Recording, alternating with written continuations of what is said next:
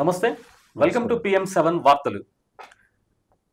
Congress party అధికారంలోకి వచ్చిన తర్వాత 6 గ్యారెంటీలను అమలు పరచడంలో సక్సెస్ అయిందా విఫలమైందా అనేది ఒక చర్చ జరుగుతుంది బయట. అలాగే జూబ్లీ హిల్స్ బైపోల్ నేపథ్యంలో ఏ పార్టీ గెలుస్తుంది అని అంటే సర్వేలన్నీ కూడా బీఆర్ఎస్ గెలుస్తుందని సర్వేలన్నీ చెప్తున్నాయి. కానీ గ్రౌండ్ లెవెల్లో PM7 చేసిన ఒక సర్వే ప్రకారం అంటే దాదాపుగా ఒకే రోజు ఒక 100 మందిని PM7 పలకరిస్తే అందులో వారు చెప్పిన విషయాలు చాలా ఆశ్చర్యకరంగా ఉన్నాయి. కానీ సర్వేలు చెప్పింది ఒకలాగుంది. అయితే PM7 పూర్తి అన్బయాస్డ్గా చేసిన సర్వే ఇది. గ్రౌండ్ లెవెల్లో దాదాపు ప్రతిరోజు 100 మందితో మాట్లాడటం జరిగింది. ఆ బైట్స్ కూడా ఉన్నాయి. ఆ బైట్స్ కూడా మేము మీకు ఇస్తాం. అయితే గ్రౌండ్ లెవెల్లో జూబ్లీ హిల్స్ గెలుపు ఎవరికి వస్తుంది ఏంటి అనేది ఒక సమాచారం మా దగ్గర కూడా ఉంది. ఈ అంశాల మీద మనతో మాట్లాడడానికి తెలంగాణ ప్రదేశ్ కాంగ్రెస్ కమిటీ అధికార ప్రతినిధి పల్లె రామచంద్ర గౌడ్ గారు మనతో ఉన్నారు. వారిని అడిగి ఈ విషయం మీద మరిన్ని విషయాలు తెలుసుకుందాం. నమస్కారం సార్. నమస్కారం అండి. Sir, PM7 bypoll Jubilee hills bypoll గురించి దాదాపుగా ఒక వారం రోజుల పాటు ప్రతిరోజు ఒక 100 మందిని పలకరించడం జరిగింది. ఆ శాంపిల్స్ అన్నీ మేము రికార్డ్ చేసాం కొన్ని. అయితే బయట ఉన్న సర్వేలు చెప్తుంది ఏంటంటే బీఆర్ఎస్ అన్ని సర్వేలు బీఆర్ఎస్ గెలిపోయిన ఉంటున్నాయి. కానీ మేము మాట్లాడినప్పుడు ఏంటంటే దాదాపుగా చాలామంది చెప్పడం ఏంటంటే నవీన్ యాదవ్ యువకుడు, అతనికి గెలుపు అవకాశాలు ఉన్నాయి. బీఆర్ఎస్ 3 సార్లు గెలిచింది. ఈ ఒకసారి నవీన్ యాదవ్ గారికి అవకాశం ఇద్దామనే వాళ్ళు 60% మెంబర్స్ మాకు తగిలారనమాట. అంటే మేము ఒక ప్రతిరోజు 100 మందిని మేము చేస్తే 60 పైగా ఇదే మాట మాట్లాడటం జరిగిందనమాట. అంటే ఎంత మెజార్టీతో గెలవచ్చు అంటే వారు చెప్పింది ఏంటంటే 10,000 నుంచి 15,000 మధ్యలో గెలుస్తారని చెప్పి అంటున్నారు. మరి మీరేమంటారు సార్? నిజానికి కూడా అక్కడ లోకల్ క్యాండిడేట్, పక్కా లోకల్ నవీన్ యాదవ్ గారు లోకల్ వ్యక్తి, చదువుకున్న వ్యక్తి, పబ్లిక్ తోని ఎక్కువ సంబంధాలు, ప్రజలతో ఎక్కువ సంబంధాలు ఉన్నాయి. ఆయన 15 సంవత్సరాల నుంచి సుమారుగా, చిన్న యువకుడైన 10-12 సంవత్సరాల నుంచి ప్రజలతో కలిసి ఉంటున్నాడు. మేము ఎక్కడ పోయి చూసినా గానీ ఆయన నుంచి కొద్దో గొప్ప లాభపడ్డోళ్ళు ఉన్నారు. స్కూల్ పిల్లలు అనుకోండి, మామూలుగా కూడా కష్టంలో ఉన్న వాళ్ళు కూడా. కానీ ఓర్వలేని కొంతమంది మాత్రం ఆయన గురించి ఆయన వ్యక్తిగత విమర్శ దానికి తీసుకొచ్చారు. నిజానికి ఆయన ఒక మంచి వ్యక్తి. ఆయన ఎన్ని రకాలుగా టెంప్ట్ చేసి ఆయన రెచ్చగొట్టి మాట్లాడినా కానీ ఆయన ఇప్పటి వరకు కూడా ఇబ్బందికరంగా మాట్లాడలేదు. నేను నెల రోజుల నుంచి లాస్ట్ మంత్ 8th నుంచి కూడా నేను గ్రౌండ్ లెవెల్లో ఉన్నాను. ఏదో ఫోటో ఫోజుల్ లాగా కాకుండా గ్రౌండ్ అండర్ గ్రౌండ్ లో పోయి చూశాను. హోటల్లో అనుకోండి, మామూలుగా పాన్ డబ్బాల దగ్గర అనుకోండి, మామూలు ప్రజలతో కలిసి మాట్లాడుతుంటే వాళ్ళ నుంచి వచ్చింది ఏంటంటే వాళ్ళు బయట చెప్పిన దానికి వాళ్ళ వ్యక్తిగతంగా ఆయన మంచి వ్యక్తి అనేది తెలిసింది. ఈ నెల రోజుల లోపల కూడా ప్రతి సంఘము, కుల సంఘాలలో చూస్తే బీసీ సంఘాలు అనుకోండి, ఓసీ సంఘాలు అనుకోండి, సెటిలర్స్ కూడా నిజానికి అక్కడ సినీ ఫీల్డ్ వాళ్ళు ఉంటారు. వాళ్ళని కూడా తెలుసుకుంటే మాకు వాళ్ళ నుంచి లాభం జరిగింది కానీ నష్టం జరిగిన వ్యక్తి కూడా మాకు తారసపడలే. అంటే మా దృష్టిలో అయితే ఎవరు రాలే. వాళ్ళ ద్వారా వాళ్ళ కుటుంబం ద్వారా మేము నష్టపోయినామని ఎవరు చెప్పలేదు. అది ఎక్కడ జరిగిందో తెలియదు కానీ అది ప్రచారం, ప్రొపగండ మాత్రం చేయడానికి వాళ్ళకు ఆస్కారం జరిగింది, అవకాశాలు వచ్చినాయి. కానీ ఎక్కడ కూడా ఆయన ఇబ్బందికరంగా ఎవరికి కూడా నష్టం చేసినట్టు దాఖలాలు లేవు. నేను నెల రోజులలో ఉంటే కూడా ఒక కేసు కూడా నాకు తెలియలేదు.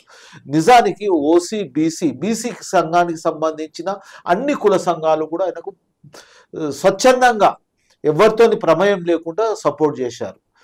ఇంతకుముందు చిన్న శ్రీశైలం యాదవ్ గారు మేము అంటే ఢిల్లీ పోయినాం 3 సార్లు మీటింగ్, బీసీ మీటింగులు జరిగినాయి.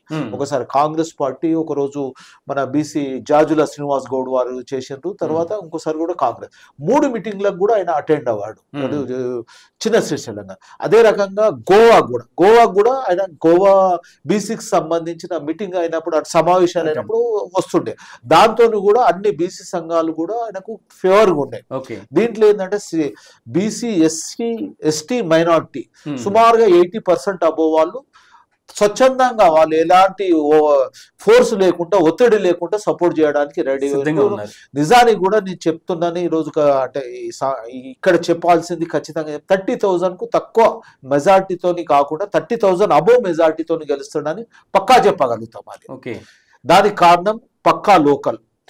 బయట నుంచి సెటిలర్స్ వచ్చిన వాళ్ళకు కూడా మంచి సహకారం చేసిండు.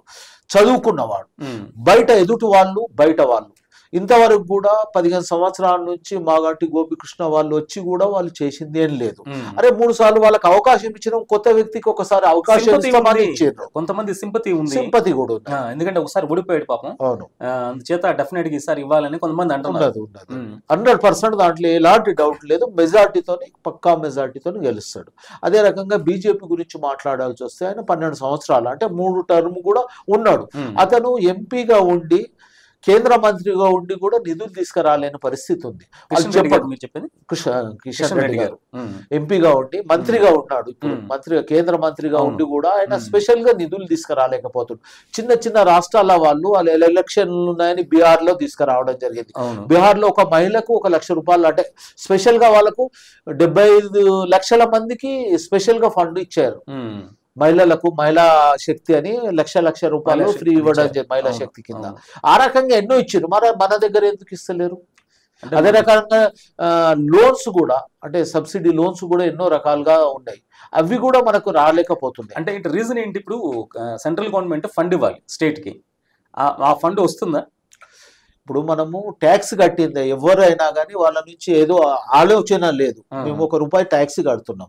₹1 ట్యాక్స్ కడితే కేంద్ర ప్రభుత్వం నుంచి మనకు కొన్ని ఖర్చులు ఉంటుండొచ్చు, రక్షణ పరంగా ఉంటుండొచ్చు, ఇంకేదన్నా ఉంటుండొచ్చు. మన ట్యాక్స్ కట్టిన బడ్జెట్ లో రక్షణ పరంగా కొన్ని తీసుకొని మనకైతే 50% అబోవ్ ఇవ్వాలి. అదే కొన్ని రాష్ట్రాలు చూస్తే బీహార్ అనుకోండి, ఉత్తరప్రదేశ్ అనుకోండి, గుజరాత్ అనుకోండి, వాళ్ళు ₹1 కడితే సుమారుగా బీహార్ కు ₹7 మీద వస్తుంది ట్యాక్స్ గా. వాళ్ళు ₹1 ట్యాక్స్ కడితే ₹7 పైన వస్తుంది. అదే గుజరాత్ కు 80% అంటే 80 రూపీస్ వస్తుంది, 80 పైసా వస్తుంది ₹1 కడితే. వేరే రాష్ట్రాల్లో చూస్తే వాళ్ళకు సుమారుగా 70-80% వస్తుంది. కానీ మన దగ్గరికి వస్తే మాత్రము తెలంగాణ రాష్ట్రానికి అనుకోండి, పక్క రాష్ట్రము ఆంధ్రప్రదేశ్ కంటే కూడా తక్కువ వస్తుంది.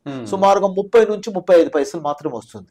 అంటే ఎందుకు వ్యత్యాసం అది? దీని గురించి వీళ్ళు 8 మంది ఎంపీలు ఉన్నారు, ఎంపీలు అడగాలి, 2 మంత్రులు ఉన్నారు, దాని గురించి అడగాలి. ఇప్పుడు మనం ఏదో కొత్తగా వాళ్ళు ఎక్కడి నుంచో స్పెషల్ ఫండ్స్ ఇవ్వమని అంటలేము.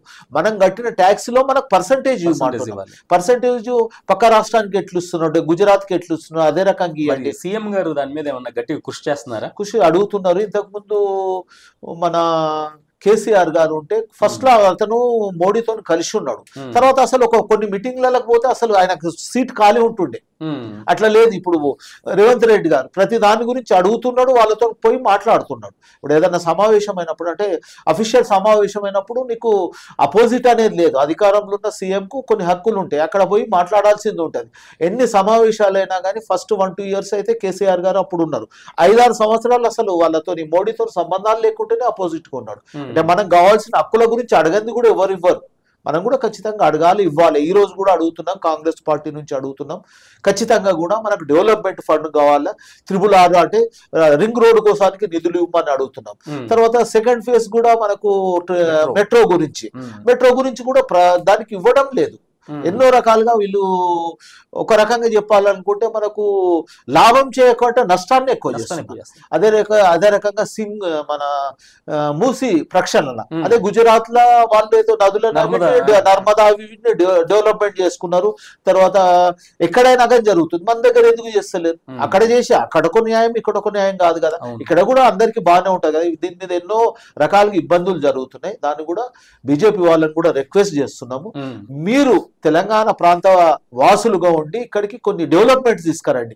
ఇది ఎక్కువ కూడా అడుగుతలేము, మనకు రీజనబుల్ గా న్యాయపరంగా ఎంత రావాల్సిందో అంత హక్కు ప్రకారం ఇవ్వాలని కోరుకుంటున్నామండి. ఓకే, ఇంకా ఏదన్నా మెలికుందా? అంటే గవర్నమెంట్ బడ్జెట్ కేటాయించకపోవటానికి ఇంకేమన్నా మెలికుందా? అంటే 2 రకాలుగా ఉందండి. ఒకటి యాక్చువల్ గా వాళ్ళు సపోర్ట్ చేసి అన్ని రకాలుగా చేయాలి. అదే రకంగా కొన్ని ఫండ్స్ రావాలంటే లోకల్ బాడీ ఎలక్షన్స్ కావాలి, సర్పంచ్ ఎలక్షన్స్ కావాలి, దానికి సెంట్రల్ నుంచి. దాని గురించి ఏంటంటే 42% రిజర్వేషన్ లో కోర్టు సమస్యల్లో ఉంది. దాంట్లో కూడా ప్రభుత్వ పరంగా తెలంగాణ రాష్ట్ర ప్రభుత్వం ఖచ్చితంగా ఎలక్షన్ చేయడానికి రెడీ ఉన్నారు. బట్ దాంట్లో రిజర్వేషన్ లో 42% బీసీలకు ఇవ్వాలనే ఉద్దేశంతో కొద్దిగా డిలే అవుతుంది. ఆ డిలేను కాకుండా ఖచ్చితంగా కూడా తొందరలే చేసేసి, దానికి కూడా డిలే ఏ రకంగా జరుగుతుందంటే ఓన్లీ బీజేపీ ప్రభుత్వాలతోని బీజేపీ నాయకులతోనే జరుగుతుంది. ఇక్కడ మనము 42% రిజర్వేషన్ గురించి అసెంబ్లీలలో ఏకగ్రీవ తీర్మానం చేశారు. బీజేపీ వాళ్ళు కూడా తీర్మానం చేశారు, బీఆర్ఎస్ కూడా తీర్మానం చేశారు. బయటకు వచ్చిన తర్వాత అది చేస్తలేరు. ఎందుకు చేస్తలేరు? ఎందుకు? మీరు గల్లీలో ఒక మాట, ఢిల్లీలో ఒక మాట. ఇప్పుడు మనము బీసీ రిజర్వేషన్ కోసానికి 42% రిజర్వేషన్ కావాలని మనము స్టేట్ లో ఒప్పుకున్నారు. దానికి గవర్నర్ కు ఆమోదం గురించి ఇస్తే గవర్నర్ నుంచి మనకు రికమెండ్ లేదు. అదే రకంగా రాష్ట్రపతి నుంచి 9th షెడ్యూల్ నుంచి తీసుకురావాలంటే లీగల్ గా కొన్ని విషయాలు ఏంటంటే లీగల్ గా వస్తేనే వస్తుంది. లీగల్ గా లేని మనం చేయలేం కదా దాన్ని.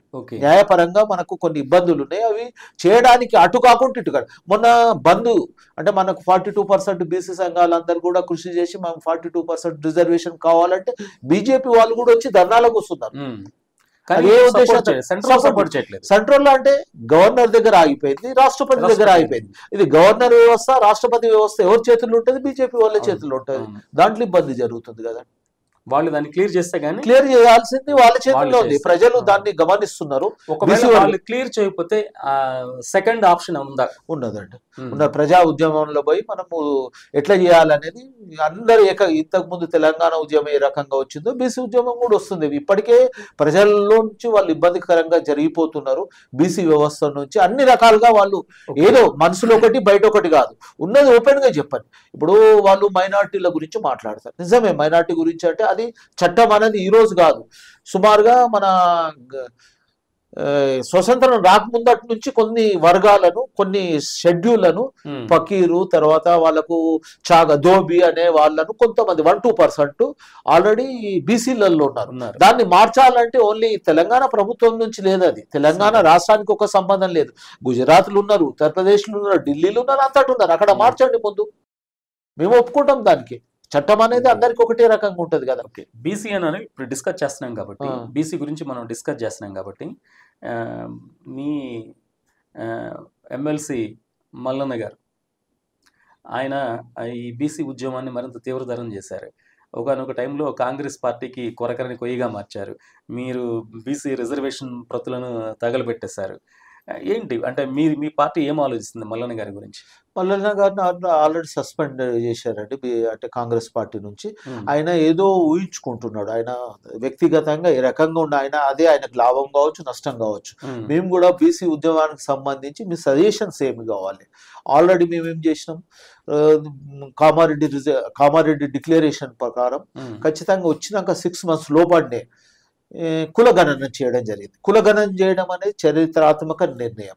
దానికి కులగణన చేయడానికి 60 రోజులు సమయం తీసుకొని సుమారుగా ఒక 93,000 మంది అంటే 1,00,000 మంది అధికారులతోని సర్వే చేయడం జరిగింది. దానికి కూడా కోట్ల రూపాయలు అంటే బడ్జెట్ కూడా కేటాయించడం జరిగింది. 60 రోజులు చేసి నువ్వెంత అనేది కిత్నే ఆబాది ఉత్నా హిస్సాదారే అనేది రాహుల్ గాంధీ ఉద్దేశమైన పాదయాత్రలో తీసుకోవడం జరిగింది. ఆ ఉద్దేశం ప్రకారం మొదటి అంటే ప్లాన్ ప్రకారం అంటే ఏ రకంగా చేస్తే బాగుంటుంది అనేది కులగణన చేయడం జరిగింది. కులగణనలో సుమారుగా 56% అబోవ్ 57% వరకు వచ్చారు. వచ్చిన దాన్ని చట్టరూపకంగా తీసుకురావాలని మనం ఏం చేయాలనేది చట్టరూపకంగా మనకు మెయిన్ అసెంబ్లీ నుంచి తీసుకురావడం జరుగుతుంది. అసెంబ్లీలో చట్టం తీసుకురావడానికి జీవో తీసుకురావడం జరిగింది. చట్టం కూడా చేయడానికి పర్మిషన్ అంటే మనము అంటే ఈ పార్లమెంట్ వ్యవస్థలో కొన్ని హక్కులు మనకు ఉన్నాయి, రాష్ట్ర ప్రభుత్వం అనుకున్నాయి, కొన్ని హక్కులు మనకు లేవు. అది ఎందుకంటే కేంద్ర ప్రభుత్వానికి ఉంటాయి. మనం చేసే బాధ్యతలు ఇంకేమైనా పెండింగ్ ఉంటే మల్లన్న గారు మీకు ప్లస్ అవ్వచ్చా మైనస్ అవ్వచ్చా? ఆయన ఏ రకంగా అయినా మాకేం ఇబ్బంది లేదు. ఆయన ఎక్కడైనా సరే బీసీల గురించి మేము కూడా మాట్లాడుతున్నాం, ఆయన మాట్లాడడం కాదు. బీసీకి చట్టరూపకంగా ఓన్లీ తెలంగాణ రాష్ట్రం కాదు, దేశం మొత్తం కూడా వస్తుంది. అది ఆదర్శంగా తెలంగాణ రాష్ట్రం అవుతుంది. దానికి ఏది చేయాలనో న్యాయపరంగా ఏ రకంగా చేయాలనో అది బేస్ ఏ రకంగా చేయాలనేది ఆ రకంగా ఫస్ట్ స్టెప్లో కులగణన చేయడం జరిగింది. దాన్ని ఎంత పర్సంటేజ్ ఉన్నారని చేయడం జరిగింది, ప్రతిదీ చేయడం జరిగింది. అది మాత్రం గవర్నర్ దగ్గర, రాష్ట్రపతి దగ్గర ఆగిపోతుంది. నిజానికి కూడా 9th షెడ్యూల్ వస్తేనే చట్టరూపకంగా వస్తుంది. దానికి రాకుంటే ప్రజా ఉద్యమం ద్వారా వస్తుందా లేకుంటే ఇంకే రకంగా వస్తుందా? అందరు కూడా మేధావులతోని అంటే న్యాయపరంగా కూడా ఆలోచన చేయడం జరుగుతుంది. న్యాయపరంగా కూడా కొన్ని ఇబ్బందులు ఉన్నాయి. ఆ న్యాయపరంగా కూడా కోర్టులో ఏది సమస్య ఉన్నదో దాని గురించి కూడా మాట్లాడడం జరుగుతుంది. భవిష్యత్తులో మళ్ళీ ఏమన్నా ఆయన సొంత గుడికి రావచ్చా? ఆయన వచ్చినా తీసుకునే పరిస్థితి లేదు. ఎందుకంటే పార్టీ నుంచి నష్టం ఏం జరగలే. ఆయనకు పార్టీ ఒక విలువ, ఆయన మామూలు సామాన్య వ్యక్తిని ఒక ఎమ్మెల్సీ చేయడం జరిగింది. ఆయన ఎమ్మెల్సీ లైఫ్ లో కాకపోతుండే, ఆయన గురించి మనకు అవసరం లేదు. అది పార్టీ కూడా అతన్ని పక్కన పెట్టేసింది. రేపు పార్టీ ఏం నిర్ణయమో. ఇంకోటి ముఖ్యంగా ఏంది, కాంగ్రెస్ పార్టీ అంటేనే ఫ్రీ, అందరు ఫ్రీ. నేను మాట్లాడవచ్చు, ప్రతి ఒక్క సామాన్య కార్యకర్త కూడా మాట్లాడగలుగుతాం. ఇలా మంత్రుల గురించి అయినా, ఎమ్మెల్యేల గురించి అయినా, సామాన్య కార్యకర్త అయినా ఎవరికైనా పూర్తి హక్కు ఉన్నది. వాళ్ళ ఫ్రీ స్వతంత్రంతోనే ఎన్నో మాట్లాడగలుగుతున్నారు. ఇప్పుడు ప్రతి కార్యకర్తకి తన వాయిస్ వినిపించే హక్కు ఉంది. ప్రజాస్వామ్యం కాంగ్రెస్ పార్టీలో అంతర్గత ప్రజాస్వామ్యం చాలా ఎక్కువ అని మీరు అంటున్నారు కదా. అయితే ఈ మధ్య రీసెంట్గా మన దేవాదాయ శాఖ మంత్రి గారు కొండా సురేఖ గారు, వారి అమ్మాయి కూడా ఒక ఫైర్ బ్రాండ్ లాగా సీఎం గారి మీద చెలరేగిపోవడం, ఇది ఎలా చూడొచ్చు మనం దీన్ని? అంటే దీని వెనుకున్న నేపథ్యం ఏంటి? అయితే వాళ్ళది వ్యక్తిగతంగా చెప్పాలంటే వాళ్ళు పార్టీ కోసానికి బాగా కష్టపడ్డారు. గవర్నమెంట్ రావడానికి కూడా, కాంగ్రెస్ గవర్నమెంట్ రావడానికి కూడా వాళ్ళు బాగా కృషి, వరంగల్ ఏరియా నుంచి. నిజానికి కూడా వాళ్ళు ఎంతో మంచి వ్యక్తులు. కానీ ఒక్కొక్కసారి ఏంటంటే ఏదో ఆలోచనలతోని ఏది జరిగిందో వాళ్ళకు అది టీ కప్పులు తుఫాన్ లాగా. నెక్స్ట్ డేనే 1-2 డేస్లోనే వాళ్ళు వచ్చిండ్రు, మన సీఎం గారితో మాట్లాడారు, కలిసిపోయారు. అయితే దాంట్లో జరిగిన దానికి కూడా కొన్ని ఇబ్బందులు ఉండొచ్చు. అంటే నా వ్యక్తులు అలా పనిచేయలేరు, నా వ్యక్తులకు లాభం జరుగుతలేదు, నా వ్యక్తులకు నష్టం జరుగుతుందని ఫ్రీగా ఉన్నారు. అలా దాంట్లో దాయాల్సిన అవసరం ఏం లేదు. ప్రతి ఒక్కరికి కూడా ఫ్రీ స్వతంత్రం ఉంది. దాంట్లో ఇప్పటికైతే వాళ్ళు ఏది తప్పు జరిగినా, ఒప్పు జరిగినా వాళ్ళు సీఎం గారి దగ్గరికి వచ్చిండ్రు, మాట్లాడుకున్నారు, తప్పు చెప్పుకున్నారా, ఒప్పు చెప్పుకున్నారా, కలిసిపోయారు. దాని సమస్యనే లేదు. కానీ ఒక ముఖ్యమంత్రి స్థాయి వ్యక్తిని టార్గెట్ చేసేసి మాట్లాడుతూ కొంచెం ఇబ్బందికరంగా అనిపించట్లేదా? వాళ్ళ అమ్మాయి మాట్లాడింది. అదే వాళ్ళ అమ్మాయి మాట్లాడింది. ఆమె కూడా చిన్నపిల్ల అని వాళ్ళు చెప్పుకున్నారా, ఏది చెప్పుకున్నారా, తప్పైంది అంటే ఏది జరిగినా కానీ కాంప్రమైజ్ చేసుకున్నారు. కాంగ్రెస్ నాయకులు ఎందుకు ఖండించలేదు దాన్ని? కాకలు తీరిన వాళ్ళు ఉన్నారు, పెద్ద పెద్ద వాళ్ళు ఉన్నారు. కొద్దిగా కాంగ్రెస్ నాయకుల్లో చిన్నవాళ్ళు ఏం లేరు. నిన్న మొన్న రాజకీయాల్లోకి వచ్చిన వాళ్ళు ఎవరు లేరు. పెద్దవాళ్ళు, కాకలు తీరిన వాళ్ళు, ఎప్పటి నుంచో ఉన్న వాళ్ళు ఉన్నారు. వాళ్ళు కూడా కనీసం నోరు ఎందుకు మెదపలేదు? అంటే వాళ్ళు మాట్లాడిన తర్వాత నెక్స్ట్ వెంటనే వాళ్ళు ఏం మాట్లాడుకున్నారు, అది ఇన్ఫర్మేషన్ ఇస్తే ఇంకో పార్టీ నుంచి ఏదైనా మాట్లాడాలనుకుంటే అందరు అనుకోవడం ఉంటుంది. ఒక సపోజ్ ఏదైనా ఖండించాలని అనుకుంటే కూడా వాళ్ళకి ఏదైనా న్యూస్ రాకుండొచ్చు. అరే వాళ్ళు కాంప్రమైజ్ అదే రోజు జరిగినాక 5-10 నిమిషాల లోపల ఏది జరిగిందో తప్పైందని ఒప్పుకున్నారా, పోయినరు, మాట్లాడుకున్నారు. లేకుంటే అది పెద్ద సమస్య అవుతుండే, చిన్న విషయం కాదు. మామూలుగా ఒక సీఎం మీద మాట్లాడాల్సిన వ్యక్తి కాదు. కొండా సురేఖ గారు అంత ఫ్రస్ట్రేట్ అవడానికి గల కారణం ఏంటి? కారణం అంటే ఆమెకు పర్సనల్ గా ఏముందో తెలియదు. కొంతమంది కూడా మేమున్నా కానీ ఒక్కొక్కసారి ఒక ఆలోచన ప్రకారం మంచి ఆలోచన ఉంటుంది, అది బ్యాడ్ టైం ఆమెది. బ్యాడ్ టైం అయిన తర్వాత అంతకు ముందు కూడా 1-2 సమస్యలు కూడా జరిగినాయి ఆమె. కేటీఆర్ కూడా అది మాట్లాడాల్సింది కాదు. నిజానికి కూడా మనం ఒక పార్లమెంట్ వ్యవస్థలో ఉన్నాము, ఎవరిని కూడా మెయింటైన్ చేయాల్సిందే, తప్పకుండా చేయాల్సిందే. కానీ ఆమె కూడా సీనియర్, చాలా ఇప్పుడే వచ్చిన ఆమె కాదు, అన్ని రకాలుగా ఉన్నది. కానీ ఒక్కొక్క టైం బ్యాడ్ టైం ఉంటుంది, ఆ బ్యాడ్ టైంలో ఏం మాట్లాడిందో తెలియదు. నిజానికి కూడా మేమైనా కానీ అన్ పార్లమెంట్ కూడా ఎవరు మాట్లాడదు. ఈ రోజు కూడా కేటీఆర్ ఎన్ని రెచ్చగొట్టి మాట్లాడుతున్నాడంటే యాక్చువల్ గా నవీన్ యాదవ్ గురించి అంత మాట్లాడాల్సిన అవసరం లేదు, ముఖ్యమంత్రి గురించి కూడా అన్ని మాట్లాడాల్సిన అవసరం లేదు. సర్వేలన్నీ రేపు జూబ్లీ హిల్స్ లో బీఆర్ఎస్ గెలిపేనే సర్వేలన్నీ చెబుతున్నాయి, మీరేమంటారు?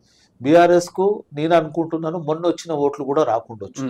అంతకుముందు 50-60 వేల ఓట్లు, 70 వేల ఓట్ల వరకు వచ్చాయి. మొన్న ఎంపీ ఎలక్షన్లలో 18,000-20 వేల ఓట్లు వచ్చినాయి. చెప్పలేం పరిస్థితి. కానీ అంటే మాకు తెలిసిన ప్రకారం వాళ్ళు డబ్బులు కూడా పంచిండ్రు. అంటే వాళ్ళకు ఏంటంటే ఈ రోజు కాదు, మొదటి నుంచి వాళ్ళకు ఒకటే ఉంది, ప్రజాబలం లేకున్నా డబ్బులతో గెలుస్తామని అనుకున్నారు. ఇంతకు ముందు కూడా వాళ్ళు ఎన్నో రకాలుగా. మీరు ఎలక్షన్ కమిషన్ కి రిపోర్ట్ చేశారా డబ్బులు పంచుతున్నారని? తెలిసిందంటే అది ఓపెన్ గా వచ్చిందండి, ఆల్రెడీ తెలిసింది. ఎలక్షన్ కమిషన్ కాదు కానీ పార్టీ పరంగా మేము తెలుసుకోవడం జరిగింది, నిన్న మొన్న జరిగింది. అధికార పార్టీ వాళ్ళు పంచుతారని విన్నాం కానీ వీళ్ళు అపోజిట్ పార్టీ వాళ్ళు సుమారుగా 2,500-3,000 రూపాయలు పంచింది అనేది మాకు తెలిసిన రిపోర్ట్. పంచలేదా? మా గురించి అయితే ఏం లేదంటే ఏదన్నా ఉంటే చెప్పండి. మా దగ్గర వీడియోలు కూడా మాకు తీసుకొచ్చి వీడియోలు కూడా ఇచ్చారు. ఆ వీడియోలు పార్టీకి అప్పచెప్పాం. ఇప్పుడు డబ్బులు పంచిన వాళ్ళ గురించి వీడియోలు వచ్చినాయి మాకు, నా ఫోన్ లో కూడా ఉండొచ్చు. ఆ వీడియోలు తీసుకొచ్చి నాకు ఇస్తే వాళ్ళు ఇస్తే నేను పార్టీకి అప్పచెప్పాను. అంటే మేము గ్రౌండ్ లెవెల్ లో మాట్లాడినప్పుడు మాకు ఈ టాపిక్ రాలా. మేము మాట్లాడే లాస్ట్ 60 మందిలో అంటే నిన్న మొన్న మేము మాట్లాడలేదు, మొన్న మాట్లాడాము, నిన్నటి రోజే వాళ్ళు పంచింది. నిన్నటి రోజు అంటే లాస్ట్ రోజు. అయితే కాంగ్రెస్ వాళ్ళు పంచారు అనేది ఎక్కడ రాలే, మాకు రాలేదు. బట్ మేము చూసిన కొన్ని డిజిటల్ మీడియాలో కాంగ్రెస్ ఆల్సో గివింగ్ మనీ అని చెప్పేసి అని అంటే బండి సంజయ్ గారు మాట్లాడుతున్నారు. బండి సంజయ్ గారు మీ దగ్గర ఇంటెలిజెన్స్ వ్యవస్థ ఉంటుంది, సెంట్రల్ ఎక్కడేం జరిగిందో మీరు ఓపెన్ చేయండి. లేని విషయాలు మాట్లాడేదో పబ్లిక్ ను రెచ్చగొట్టి వాళ్ళ కొన్ని విషయాల్లో వాళ్ళ సున్నితమైన సమస్యలను రెచ్చగొట్టి ఏదో లబ్ధి పొందాలని అనుకుంటున్నారు. హిందువులు అనేది గురించి మాట్లాడుతూ హిందువులకు మీరు చేసింది ఏముంది, పార్టీ నుంచి చేసింది ఏముంది? తెలంగాణ రాష్ట్రంలో మీరు 12 సంవత్సరాల నుంచి అధికారంలో ఉన్నారు, అంటే కేంద్రంలో ఉండి ఇక్కడ రాష్ట్రానికి తీసుకొచ్చిన నిధులేంది, హిందువులకు చేసింది ఏముంది? ఓన్లీ ఎలక్షన్లకు మట్టుకే తీసుకొస్తుంది. కాంగ్రెస్ పార్టీ సామాన్యంగా అందరినీ సమానంగా చూస్తారు, హిందూ, ముస్లిం, సిక్, ప్రతి దాన్ని కూడా ఈ రోజు కాదు మొదటి నుంచి కూడా ఉన్నది. ఎప్పుడు కూడా మాకు ఫీలింగ్ ఏమని ఉండదు, అందరు కూడా సమానమే. మీరు అట్లా అనుకుంటే మీరు ఏదన్నా చట్టం తీసుకొచ్చి వాళ్ళకి సెకండ్ గ్రేడ్ తీసుకురండి, మైనార్టీల గురించి మాట్లాడతారు ఇక్కడ. అదే గుజరాత్లో పోయి మాట్లాడారు. గుజరాత్లో ఏమంటారు, మేము హిందువులకు కూడా మైనార్టీలకు కూడా ఇది చేస్తామని ఎన్నోసార్లు మోడీ మాట్లాడిన రోజులు ఉన్నాయి. అదే రకంగా ఉత్తరప్రదేశ్లో కూడా మెజార్టీ మైనార్టీస్ ముస్లిమ్స్ ఉంటారు, వాళ్ళకి చేస్తున్నారు. కానీ ఇక్కడనే రొచ్చగొట్టి తీసుకొస్తున్నారు, అది పద్ధతి కాదు. మీరు కూడా అంటే ప్రముఖంగా కేటీఆర్ గారు ఈ బై ఎలక్షన్ సందర్భంగా చాలాసార్లు బాకీ కార్డు అనేది ఒకటి బాగా విమర్శించడం జరిగింది. అసలు ఈ 6 గ్యారంటీలు అంతా హుష్కాకి అందుట్లో ఒక బస్సు ఒక్కటే ఉచిత బస్సు పథకం మాత్రమే కంటి తుడుపు చర్యగా అమలు చేస్తున్నారు, మిగిలినది ఏది అమలు చేయట్లేదని చెప్పి అంటున్నారు. మీరేమంటారు? యాక్చువల్గా ఏంటంటే మనది ధనిక రాష్ట్రం ఉండే, తెలంగాణ రాష్ట్రం డివైడ్ అయిన తర్వాత తెలంగాణ రాష్ట్రం సాధించుకున్న టైంలో 2014లో అప్పుడు సుమారుగా 16,000 కోట్ల రూపాయలు మిగులు బడ్జెట్ తోని మనకు ఉండే. ఈ రోజు సుమారుగా 8,50,000 కోట్ల రూపాయలు అప్పు చేయడం జరిగింది. అంటే ఈ అప్పు గత ప్రభుత్వం ఓన్లీ బీఆర్ఎస్ఏ చేసిందండి, అంటే సుమారుగా చేసింది అంతే. అంటే ఈ రోజు 4 కోట్ల జనాభా ఉంటే ప్రతి అంటే 0 ఏజ్ నుంచి అంటే పుట్టిన పిల్లల నుంచి ఇప్పటి వరకు ప్రతి ఒక్కరి మీద తల మీద 2 లక్షలు అప్పు చేసినావు. ఆ అప్పు అనేది నువ్వు చేసింది, బాకీ అనేది నువ్వు చేయాల్సింది, నువ్వు ఇవ్వాల్సింది. ఎందుకంటే నువ్వు చేసినావు అప్పు, నువ్వు అప్పు చేసి నువ్వు ఏం చేసినావు? కాళేశ్వరం కట్టినావు, కూలేశ్వరం అయిపోయింది. ప్రతిది కూడా అన్ని స్కామ్లు నీ దిక్కు వేలెత్తు చూపిస్తున్నాయి, ప్రతి స్కామ్ కూడా. ఈ రోజు నీ అదృష్టంతో ఎట్లుంటున్నావో కానీ ఈ కార్ రేస్ లో పోతుంది. ఆల్రెడీ 50 కోట్లు మీరు రిటర్న్ తీసుకోవడం జరిగింది అనేది ఉంది, అది ఇల్లీగల్ గా జరిగింది. అదే రకంగా ఫోన్ ట్యాపింగ్ అనేది ఉంది, ఎన్నో కాళేశ్వరం కేసులు ఉన్నాయి, ఇంకా ఎన్నో అంటే విద్యుత్ కొనుగోలు ఉన్నాయి. ఎవైనా కానీ చట్టం తన పని తను చూసుకోబోతుంది. ఇది భవిష్యత్తులో బీఆర్ఎస్ పార్టీ కొలాప్స్ అయిపోతుందని అనుకుంటున్నాము. అది మేము అన్న విషయం కాదు, కవిత గారు మాట్లాడుతున్నారు. కవిత గారు ఏమని మాట్లాడుతున్నారు అంటే బీజేపీ బీఆర్ఎస్ వేరే కాదు అని, అంటే వాళ్ళ కుటుంబ సభ్యులు వాళ్ళు ముఖ్యంగా 4 పిల్లర్స్ ఉండ్రి, కవిత, హరీష్ రావు, కేటీఆర్, సంతోష్ రావు, మెయిన్ బాస్ కేసీఆర్. ఆ 4 పిల్లర్లకి ఒక పిల్లర్ అనేది కూలిపోతుంది. రేపు కూడా దాని నుంచి వచ్చేది అంటే వాళ్ళు ఇంటి గుట్టు ఈశ్వరుని కూడా తెలియదు, ఇంటి గుట్టునే ఓపెన్ చేస్తుంది. ఆమె ఫోన్ ట్యాపింగ్ గురించి కూడా మాట్లాడింది. వాళ్ళ సంతోష్ రావు అంటే వాళ్ళ భర్తది కూడా ఫోన్లో వింటే నా కడుపు మంట, నేనేం చెప్పలేను, నా నిద్ర కూడా పట్టలేదు అని ఆమె స్టేట్మెంట్ ఇచ్చింది, ఒక 1 వీక్ ముందు ఇచ్చింది. అంతకుముందు బీజేపీ బీఆర్ఎస్ ఒకటే అనేది ఇచ్చింది. ఈ రకంగా చూస్తే ఇద్దరు కలుపుకొని. ఇంకో విషయము చెప్పాలనుకుంటే కిషన్ రెడ్డి గారు, కేంద్ర మంత్రి గారు మాట్లాడింది అంటే కాళేశ్వరం కేసు మాకు సిబిఐకి ఇస్తే 48 గంటల్లో మేము అరెస్ట్ చేస్తామని అన్నారు. ఈ రోజు 2 నెలలు అవుతుంది, నువ్వేం చేస్తున్నావు? అదే రకంగా ఈయనను అరెస్ట్ చేయాలని, కేటీఆర్ని అరెస్ట్ చేయాలి, ఈ రేస్ గురించి కావాలని అడిగాము. అది కూడా గవర్నర్ దగ్గర పెండింగ్ ఉంది, అది సుమారుగా 3 months అవుతుంది. అంటే నువ్వు సపోర్ట్ చేస్తున్నట్టే కదా ఇది. అంటే మ్యూచువల్ అండర్స్టాండింగ్ వల్ల ఇంకోటి, ఈ 12 సంవత్సరాల్లో నువ్వు 10 సంవత్సరాలు అంటే ఆ ప్రభుత్వం ఉన్నప్పుడు కూడా, బీఆర్ఎస్ ప్రభుత్వం ఉన్నప్పుడు కూడా నీ దగ్గర ఇంటెలిజెన్స్ వ్యవస్థ ఉన్నది, సెంట్రల్ ఇంటెలిజెన్స్. ఎక్కడ ఏం తప్పు జరుగుతుందో తెలుస్తుంది కదా. ఈ ప్రభుత్వం కూడా ఏం చేస్తుందో అనేది మీరు చెప్పండి. ఇక్కడ తప్పు జరుగుతుందంటే దాన్ని సరి చేసుకునే ప్రయత్నం ఉంటుంది. మీరు అన్నట్టు ఈరోజు ఆర్థికంగా ఇబ్బంది ఉండి కొన్ని చేస్తలేము, 100% అన్ని చేస్తాము. పబ్లిక్ లో అన్ని రకాలుగా మేము చేయాల్సిన పనులన్నీ చేస్తున్నాము. దాంట్లో సన్న బియ్యం ఇస్తున్నాం, అదే రకంగా 200 యూనిట్ల కరెంట్ ఇస్తున్నాం. ఫ్రీ కరెంట్ లెక్కలు ఎంతమందికి ఇస్తున్నారని చెప్పట్లేదు అంటున్నారు కదా. సుమారుగా 60 లక్షల కుటుంబాలకు వస్తున్నాయండి. కుటుంబాలు అంటే 60 × 4 పెట్టుకొని 3 పెట్టుకున్నా కానీ 50% అబోవ్ వాళ్ళకు వస్తుంది. దాంట్లో ఏదన్నా పొరపాట్లు జరిగి ఎవరికైనా కరెక్ట్ లేకుండా సెట్ అవుతుంది. 500 గ్యాస్ వస్తుందండి, అది ఇంకా అన్ని రకాల పక్క ఆధారాలు ఏమి లేవు అంటున్నారు. లేదు 50 లక్షల అబోవ్ ఉంది, 50 లక్షల కుటుంబాల కంటే ఎక్కువ ఉన్నది. ఇప్పుడు తెల్ల రేషన్ కార్డు ఇవ్వడం జరిగింది. మీరు ఈ లెక్కలన్నీ జనాలకి చెప్తున్నారా? చెప్తున్నాము ఆల్రెడీ ప్రచారానికి. కానీ జనాలకు తెలియట్లేదు కదా, చాలా మంది కూడా అది తెలియట్లేదు. మీరు 50 లక్షల మందికి ఇస్తున్నారంటే లబ్ధిదారులు. ఇప్పుడు నేను లబ్ధి పొందుతున్నా, నాకు తెలుస్తుంది. ఇప్పుడు వాళ్ళు అంటారు ఏమంటున్నారంటే 80-90% రుణమాఫీ అయింది, రైతులకు సంబంధించిన ప్రతిది కూడా వాళ్ళకు లబ్ధి జరుగుతుంది. అంటే బట్ లబ్ధి రాని వాళ్ళు ఉంటే వాళ్ళు వచ్చి ఓపెన్ గా చెప్తారు ఎకరానికి 15,000 ఒకటి, రైతు కూలీలకు 12,000 ఇస్తున్నారు. అమలు కావట్లేదు. అన్ని వస్తున్నాయి, ఎవరికి లేదు. రైతుల నుంచి రావాలి. నువ్వు కేటీఆర్ చెప్పాల్సిన అవసరం లేదు. మాకు రాలేదని ధర్నా చేయండి, మాకు రుణమాఫీ కాలేదని చేయండి అని. రుణమాఫీ కూడా సుమారుగా 20,000 కోట్లు ఒకటేసారి. నువ్వు 10 సంవత్సరాల నుంచి నువ్వు చేయండి కూడా చేసినాం కదా. నీకు రాని వాళ్ళ గురించి ఏదన్నా ఇబ్బంది ఉందంటే దాంట్లో ఏది పొరపాటు జరిగిందంటే వాళ్ళు ఏదైనా కార్డులు అంటే వాళ్ళు రైతు బంధు కార్డుకు సంబంధించింది, రైతులకు సంబంధించింది ఏదైనా పొరపాటు జరిగి కుటుంబంలో ఏదన్నా ఉంటే కొన్ని పెండింగ్ ఉన్నాయి. ఓకే, సుమారుగా వాళ్ళకు రైతులకు 80% అంటే 70-80% లబ్ధి జరిగింది. ఇందిరమ్మ ఇల్లు కానీ, ఇందిరమ్మ ఇల్లులు ఈ సంవత్సరం స్టార్ట్ అయినాయండి. ప్రతి సంవత్సరం 3,500 ఇద్దామనే ఆలోచన ఉంది. మేము కూడా ఇప్పటికైనా ఇందిరమ్మ ఇల్లు అనుకొని ఇందిరమ్మ ఇల్లు లేని దగ్గర మేము ఓటు అడగడం అని ఛాలెంజ్ చేస్తున్నాం. మీరు కూడా అడగండి, మీరు డబుల్ బెడ్రూమ్ ఇయ్యని దగ్గర మేము ఓటు అడగమని చెప్పండి. ఇప్పుడు హైదరాబాద్ లో 1,00,000 ఇల్లు అన్నారు, మండలాలలో అన్నారు, ఎక్కడ కూడా ఇచ్చింది లేదు, చేసింది లేదు. దాంట్లో ఎంతో పెండింగ్ ఉంటే ఇప్పుడు మళ్ళీ మేము అవి పాత బిల్డింగ్ అంటే కాంట్రాక్టర్లు ఇవ్వక హ్యాండ్ ఓవర్ చేయని బిల్డింగ్లను కూడా దానికి పాత రుణాలను వాళ్ళకు క్లియర్ చేసి కాంట్రాక్టర్లకు క్లియర్ చేసి అవి హ్యాండ్ ఓవర్ చేసుకొని అప్పయిప్పేస్తున్నాం. మీరు పేరుకు పట్టుకున్నది కానీ అది చేసింది ఏం లేదు. కానీ ఈ సంవత్సరమే స్టార్ట్ అయింది. 3,500 నియోజకవర్గానికి 3,500 అంటే సుమారుగా 35 లక్షల వరకు వచ్చేస్తున్నాయి. ఇదే మేము మొన్న గ్రౌండ్ లెవెల్లో ఈ ఎలక్షన్ సందర్భంగా ప్రజలతో మాట్లాడుతున్నప్పుడు మేము ఒక విచిత్రమైన పరిస్థితి గమనించాం. మన ఉస్మాన్ యూనివర్సిటీ స్టూడెంట్స్ వాళ్ళు అంటే నిరుద్యోగులుగా వాళ్ళు ఉద్యోగ కల్పన అని చెప్పారు కాంగ్రెస్ వాళ్ళు చెప్పేది ఒకలేమో 30 అంటారు, ఒకవేళ 40,000 ఉద్యోగాలు, ఒకవేళ 60,000 ఉద్యోగాలు, 70,000 ఉద్యోగాలు అంటారు. వాళ్ళకే క్లారిటీ లేదు ఎంతమందికి ఇచ్చారేంటో. అసలు ఇదంతా ఏం అమలు కావట్లేదు. అందుకే మేము జూబ్లీ హిల్స్ దాంట్లో కంటెస్ట్ చేస్తున్నామని ఆ కంటెస్ట్ చేసే అతను కాశీనాథ్ అని అతను మాతో మాట్లాడారు. అయితే యాక్చువల్గా ఒక 1 ఇయర్ లోపల 70,000 ఉద్యోగాలను ప్రభుత్వ ఉద్యోగాలను ఇవ్వడం జరిగింది. అది కూడా మనకు అంటే ఓపెన్గా బహిరంగంగా లాల్ బహదూర్ స్టేడియంలో అందరికి పంచడం జరిగింది, పత్రాలు ఇవ్వడం జరిగింది. దాంట్లో డౌటే లేదు, అది ఓపెన్ ఉంది. 70,000 ఉద్యోగాలు ప్రభుత్వ పరంగా. ఇంకా కొన్ని కూడా ఈ నెలలో వచ్చే నెలలో అంటే 2-3 months లోపల వచ్చేస్తుంది. నువ్వు 10 సంవత్సరాలలో నువ్వు ఉద్యోగాలు ఇచ్చిన ఎన్నో చెప్పండి. బీఆర్ఎస్ ప్రభుత్వానికి అడుగుతున్నాం.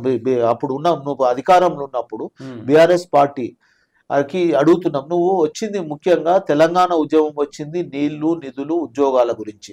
నువ్వు నీళ్లు తీసుకొచ్చి ఒక ప్రాజెక్ట్ కూడా క్లియర్ చేసింది లేదు, నిధులు కూడా స్పెషల్ ఇచ్చింది లేదు. 8,50,000 కోట్ల రూపాయలు రుణం చేయడం, దాంట్లో కూడా కొంతమంది కాంట్రాక్టర్లు మామూలు కాంట్రాక్టర్లకు కూడా 60,000 కోట్ల రూపాయలు బాకీ ఉన్నది ఇప్పటికీ. అదే సర్పంచులకు కూడా నిధులు పాపము బీద అంటే అంటే వాళ్ళు కూడా జనవరికి 2 years అవుతుంది. జనవరి వస్తే 2 years అవుతుంది. 2 years వచ్చి నుంచి అంతకు ముందటి నుంచి వాళ్ళ ఒక్కొక్కరి 1,000 కోట్ల రూపాయలు ఉన్నాయి. ఓకే. అయితే రాష్ట్ర ఆర్థిక పరిస్థితి అంత గొప్పగా లేదు అనే టాక్ వినిపిస్తుంది. పైగా కాంగ్రెస్ గవర్నమెంట్ వచ్చిన తర్వాత రియల్ ఎస్టేట్ మొత్తం కుదేలైపోయింది అని ఎవరినైనా చెప్పేస్తున్నారు. సామాన్యుడు అంటే అసలు రియల్ ఎస్టేట్ చేసే వాళ్ళే కాదు, మామూలు ప్రజలను అడిగినా ఏముందంటే హైదరాబాద్ లో రియల్ ఎస్టేట్ మొత్తం పునుకోబెట్టారు కాంగ్రెస్ వాళ్ళే అంటున్నారు. మీరేమంటారు? రీసెంట్లీ ఒకటి టెండర్ అయిందండి, ఓపెన్ యాక్షన్ అయింది. సుమారుగా 1,70,00,000 మీద ఒక ఎకరానికి పోయింది. ఒక 170 కోట్లు, 170 కోట్లు అంటే 1,17,00,000 కోట్ల రూపాయలకు పోయింది ఒక ఎకరం. అంటే 7 ఎకరాలు అయింది. అంటే దాంట్లో నీకు పెరుగుతుంది.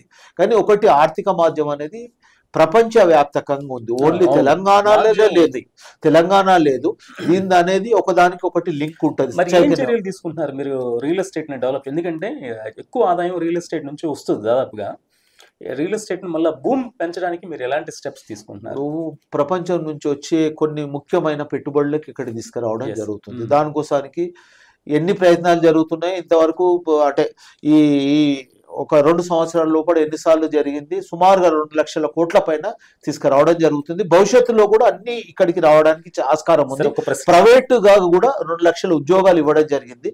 దాన్ని కూడా మేము ఎక్కడెక్కడ ఏ కంపెనీకి ఇచ్చింది కూడా ఓపెన్ అంటే నిరుద్యోగులకు ఇవ్వడం జరిగింది. అంటే ఇంతకు ముందు మనకు పూణే ఉంటుండే, బెంగళూరు ఉంటుండే, బెంగళూరు తర్వాత ఫస్ట్ పూణే ఉంటుండే, తర్వాత బెంగళూరు ఉంటుండే, బెంగళూరు తర్వాత తెలంగాణ ఉంటుండే. తెలంగాణకే పెట్టుబడులు రావడానికి ఆస్కారం.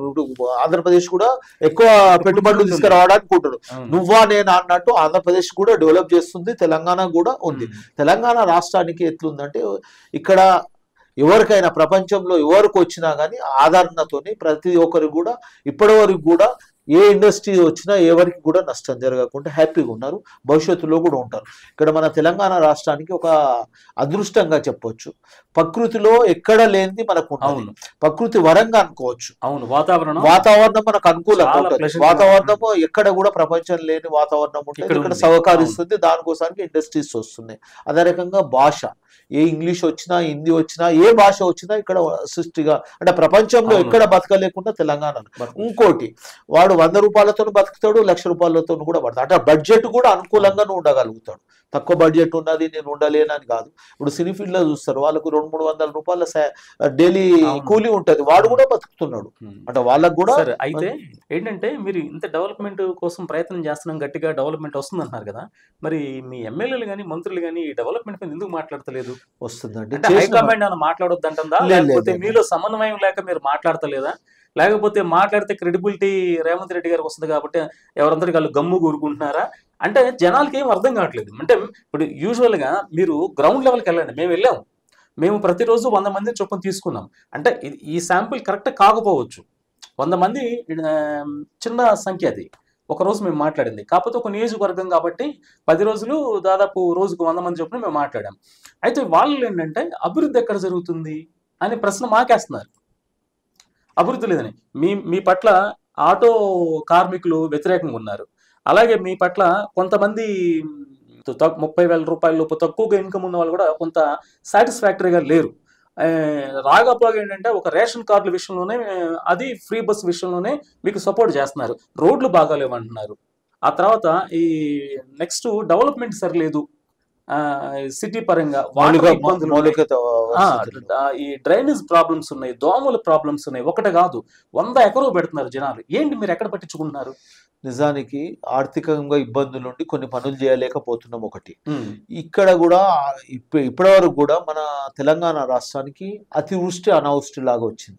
ఈ వర్షాలు కూడా విపరీతంగా వచ్చేసి కూడా చాలా నష్టం జరిగింది. ఇప్పుడు నువ్వు రికార్డు స్థాయిలో 50-100 సంవత్సరాల నుంచి కూడా ఇంట్లో లేకుంటే దాంతో రోడ్లు నష్టం జరిగినాయి, రోడ్లు కూడా జరుగుతున్నాయి. ఇప్పుడు నేను ఇక్కడికి రావడానికి కూడా ఒక 1/2 an hour 1 hour కంటే రోడ్లు బాగాలేకనే. అంటే ఇప్పుడు వర్షాలు తగ్గిన తర్వాత రోడ్ల మీద వాటి సంగతి ఏంటి అసలు? వేస్తున్నారండి, వర్క్స్ అవుతున్నాయి, వర్క్స్ అయితే చేస్తారు.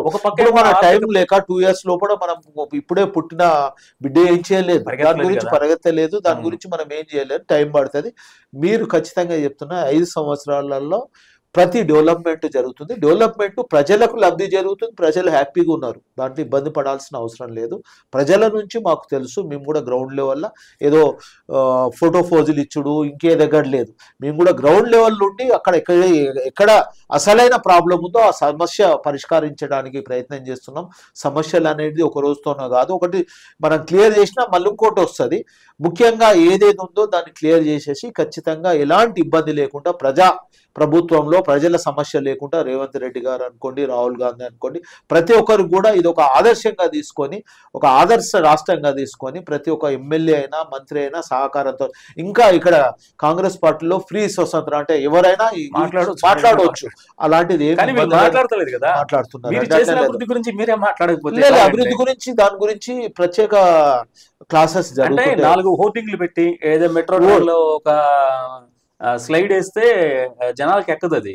కానీ దాన్ని సమర్థవంతంగా ప్రజల్లో గ్రాస్ రూట్స్ లెవెల్లో మీకోసం మేము ఇది చేయాలనుకున్నాం, ఇది చేస్తాం, ఇది చేస్తున్నాం, ఇక్కడ స్ట్రక్ అయింది అనేది ఎవరు మాట్లాడతలేదు. లేదండి, ప్లాన్ గా ఇప్పుడు విద్యా వ్యవస్థలో, తర్వాత వైద్య వ్యవస్థలో దాన్ని ముఖ్యంగా తీసుకోవడం జరుగుతుంది. విద్యలో కూడా ప్రతి నియోజకవర్గానికి 200 కోట్లు కేటాయించడం జరిగింది. ల్యాండ్ యాక్టిఫై చేసి దాని వర్క్ స్టార్ట్ అయినాయి. అంటే విద్యకు ఫస్ట్ మనకు కావాల్సింది విద్యకు సంబంధించి విద్య, దాని గురించి వైద్యం గురించి, విద్య గురించి ప్రతిదీ ఒక నియోజకవర్గానికి తక్కువలో తక్కువ 250-300 కోట్లు కేటాయించడం జరిగింది. అంటే ఇంతవరకు ఎప్పుడు జరగలేదు, జరుగుతుంది. దాన్ని ఒక రోజు రాదు ఫలితం. అది జరిగింది మనం చెప్పుకోవాల్సిన అవసరం లేదు, ప్రజలకు తెలిసిపోతుంది.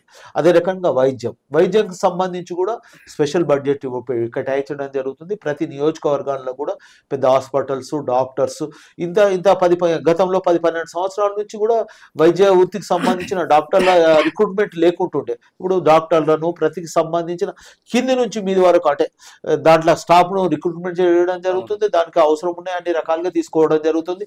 దానికి వైద్యానికి సంబంధించింది ఇంతకుముందు 5 లక్షలే ఉంటుండే, 10 లక్షలు కూడా చేయడం జరుగుతుంది కదా ఆరోగ్యశ్రీకి సంబంధించి. అదే రకంగా సీఎం రిలీఫ్ ఫండ్ కూడా ఎన్నో రకాలుగా చేయడం జరుగుతుంది. ఆ రికార్డ్ స్థాయి ప్రతిది కూడా అకౌంట్స్ ఉంటున్నాయి. మనం మెయిన్ ఎలక్షన్లో అంటే 5 years లోపల మేము ప్రజలకు ఏం కావాల్సిందో అది చేస్తాం, వాళ్ళు సంతోషంగా చేస్తాం. మేము చెప్పుకోవాల్సిన అవసరం గౌడ్ గారు ఒక చిన్న సజెషన్. అంటే ఇప్పుడు మీరు అధికార ప్రతినిధిగా చాలా డిబేట్స్లో కానీ, డిస్కషన్స్లో కానీ, లేకపోతే ప్రజలతో మాట్లాడతాం కానీ, లేకపోతే ఎవరైనా మేధావులు లాంటి వాళ్ళు కొంతమంది మీతో మాట్లాడుతూ ఉండొచ్చు, కొన్ని సజెషన్లు, సూచనలు మీకు చెప్పొచ్చు. అయితే ఇప్పుడు ఒకప్పుడు రాజులు ఏం చేసేవాళ్ళు అంటే కొంతమంది అధికారుల ద్వారా ఈ సమాచారం తెప్పించుకుని ఎక్కడ ఏ ప్రాబ్లం ఉంది దాన్ని ఎలా సాల్వ్ చేయాలని ఆలోచించేవాళ్ళు. ఇప్పుడు మన రేవంత్ రెడ్డి గారు అసలు ఆ పాలసీ ఏమన్నా టచ్ చేస్తున్నారా? అంటే మీలాంటి వాళ్ళని పిలిపించుకుని ఎక్కడ ఏం జరుగుతుంది, ఏంటి బాబు, ఎలా మనం దీన్ని ఎలా డీల్ చేయాలి, లేకపోతే ఇక్కడ సమస్య ఉంది కదా, ఈ సమస్యను మనం ఎలా ఓవర్కమ్ అవ్వాలి అనేది ఓన్లీ అధికారుల ద్వారానా? అంటే అధికారులు గ్రాస్ రూట్స్ లెవెల్కి వస్తారని అనుకో.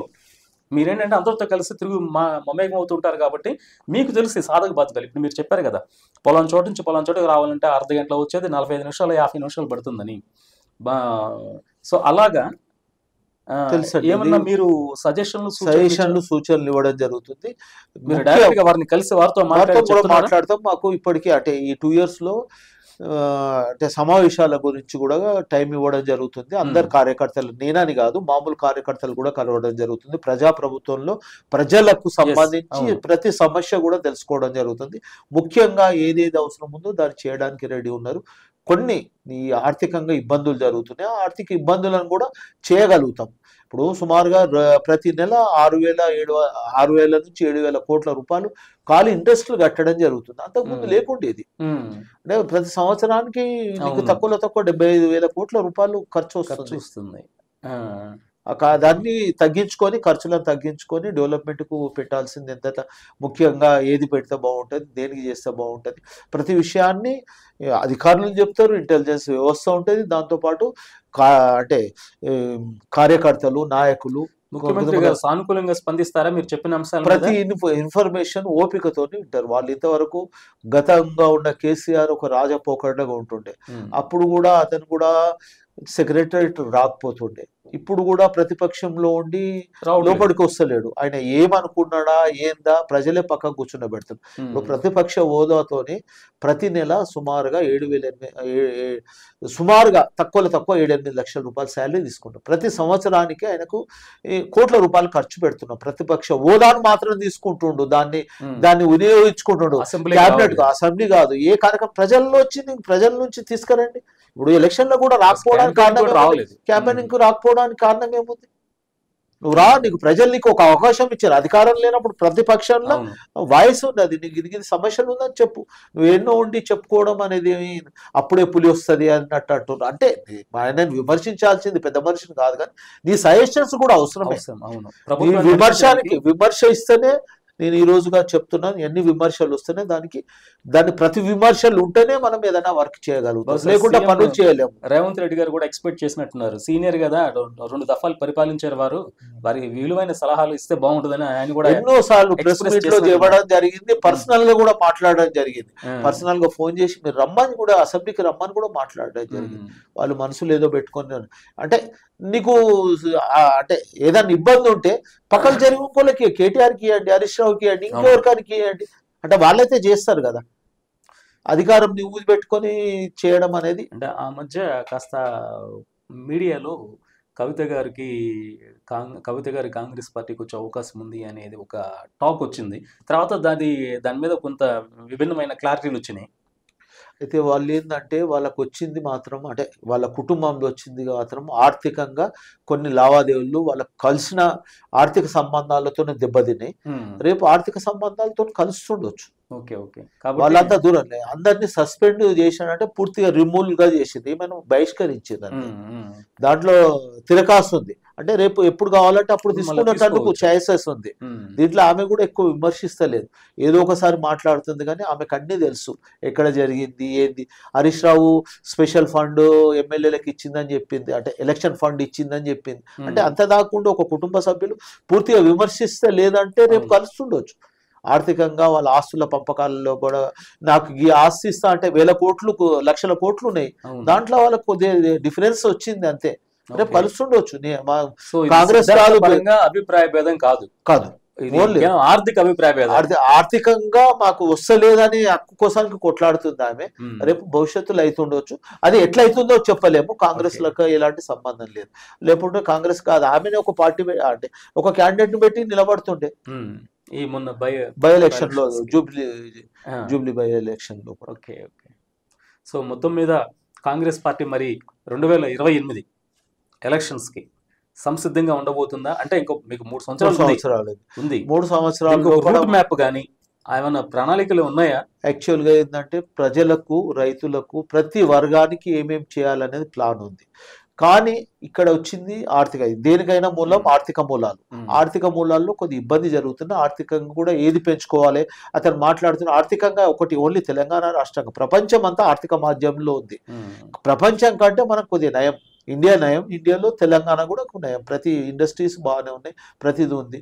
ఇప్పుడు మనకు అమెరికా చాలా ఎన్నో ఆంక్షలు పెడుతుంది, అన్ని ఆంక్షలు పెట్టుకున్నా కానీ ఇండియా అనేది స్టాండర్డ్గానే ఉంది. అంటే భారతదేశం అనేది స్టాండర్డ్గానే ఉంది. అదే రకంగా తెలంగాణ రాష్ట్రం కూడా ఉంది. ఓన్లీ ఒక రాష్ట్రంలో ఇబ్బంది లేదు, ప్రపంచవ్యాప్తంగా ప్రాబ్లమ్స్ ఉన్నాయి. ఆ ప్రాబ్లమ్స్లు కూడా మనము సాల్వ్ చేసుకుంటే తెలంగాణ రాష్ట్రం అంత ఇబ్బందికరంగా లేదు. నెక్స్ట్ ఎలక్షన్స్, రాబోయే ఎలక్షన్స్ కి కాంగ్రెస్ పార్టీ మళ్ళా గెలుపు బాటలో పట్టించేందుకు మీరంతా సంసిద్ధంగా ఉన్నారు? 100% అండి, దాంట్లో డౌటే లేదు.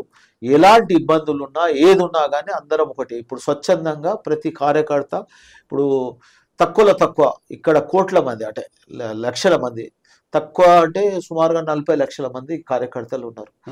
కార్యకర్తల బలం, అధికారం ఉన్నా లేకున్నా వాళ్ళు ఓపెన్ గా, అంటే వాళ్ళు 48 అవర్స్ అంటే 24 అవర్స్ వర్క్ చేయడానికి రెడీ ఉన్నారు. కార్యకర్తల బలం ఉన్నది, న్యాయంగా ఉన్నది, ఎవరికి ఏం చెందాలి అనేది ఉంది. ప్రజాప్రభుత్వంలో అందరి ఆలోచన ఒకటే ఉంది. మంత్రులది అనుకోండి, ముఖ్యమంత్రి అనుకోండి, ఎమ్మెల్యేది అనుకోండి, మా ముఖ్య నాయకులు అనుకో, రాహుల్ గాంధీ గారు అనుకోండి, సోనియా గాంధీ, ప్రియాంక అనుకోండి, ఖార్గే గారు అనుకోండి, ప్రతి ఒక్కరి ఆశయం ఏంటంటే ప్రపంచంలో మనం మంచిగా ఉండాలనేది ఉద్దేశం. ఇప్పుడు వీళ్ళు ఆర్థికంగా ఇప్పుడు వచ్చిన బీఆర్ఎస్ ప్రభుత్వం ఓన్లీ ఆర్థికంగా వాళ్ళ ఫండ్ అనేది 1500 కోట్ల రూపాయలు ఉంది. ప్రపంచంలో కూడా ఎవరిది లేకుండా అంటే ప్రాంతీయ పార్టీలు ఏ రకంగా వచ్చినాయి వాళ్ళకు.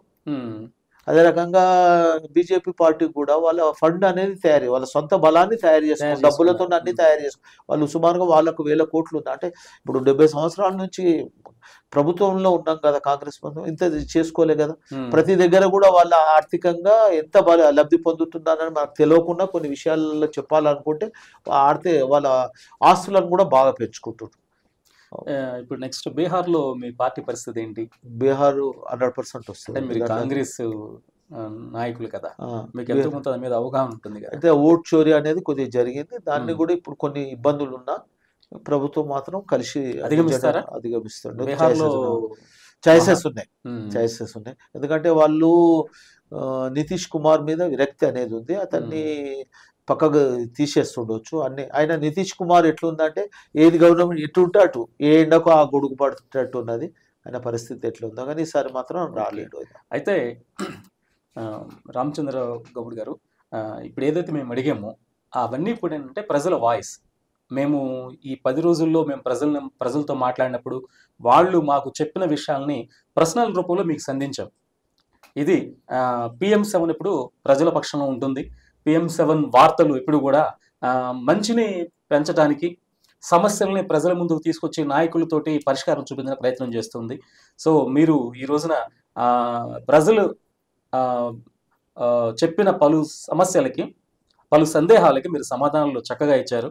So thank you very much అండి. థ్యాంక్ యూ అండి. నేను కూడా ప్రతి దగ్గర మీ సమస్య కంటే మీకంటే ముందు మేము అన్ని తెలుసుకునే, ఎందుకంటే మేము ఏదో అధికార బయట అంటే ఎక్కడనో ఆఫీసులో ఉండడం కాదు, గ్రౌండ్ లెవెల్గా ప్రతిరోజు కూడా ఇక్కడ అని కాదు, ప్రతి విలేజ్లో పోయినా సామాన్యులతో టీ కొట్టులు అయినా అనుకోండి, ఎక్కడ పబ్లిక్ ఉంటే అక్కడ పోయి మాట్లాడి వాళ్ళ సమస్యలు తెలుసుకొని పరిష్కరించే రకంగా ప్రయత్నం చేస్తాం. ఒకప్పుడు అధికార ప్రతినిధులు ఆఫీసులుగా పరిమితం అయ్యేవాళ్ళు. అట్లే మీరు చెప్తుంటే చాలా సంతోషం వేస్తుంది, అంటే ఆశ్చర్యం కాదు, సంతోషం. ఎందుకంటే ప్రజలతో కలిస్తేనే సమస్యలు తెలుస్తాయి. వాళ్ళ సమస్యలు ఏంటి, వాళ్ళు ఇప్పుడు కొన్ని ఏరియాల్లో దోమలు విపరీతంగా ఉన్నాయి.